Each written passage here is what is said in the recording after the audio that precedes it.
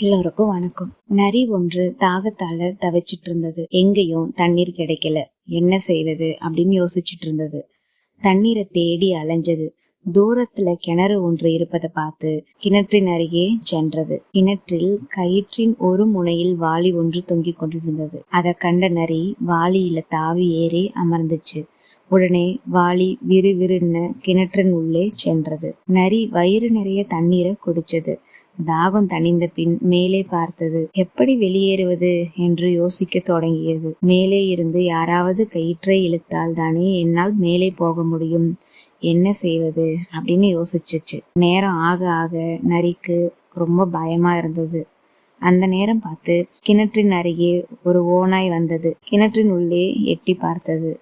அங்கு நரி இருப்பத பார்த்தது ஓநாய். அடடா நரி ஐயா, உள்ளே என்ன செய்கிறீர்கள் அப்படின்னு கேட்டது. நான் இப்போது சொர்க்கத்தில் இருக்கிறேன். என்ன அருமையான இடம் தெரியுமா? இங்க மீன், கோழி, ஆடு எல்லாம் தராங்க அப்படின்னு சொன்னது நரி.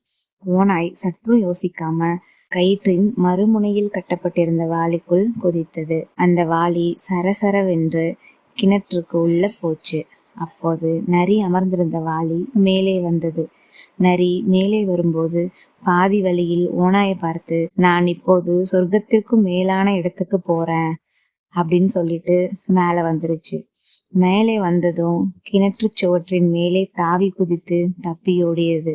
பாவம் ஓநாய். எந்த ஒரு செயலை செய்வதற்கு முன்னாடியும் பல முறை யோசிச்சு செய்யணும். இன்றைய கற்றல்ல, கடல் நீரால் கூட அரிக்கப்படாத உலோகம் எது? மோனல். உங்களுக்கும் கதை கேட்கறதுல ரொம்ப விருப்பமா? அப்போ நம்ம சேனலை சப்ஸ்கிரைப் பண்ணிக்கோங்க. லைக் பண்ணுங்க, ஷேர் பண்ணுங்க, கமெண்ட் பண்ணுங்க. நன்றி மக்களே.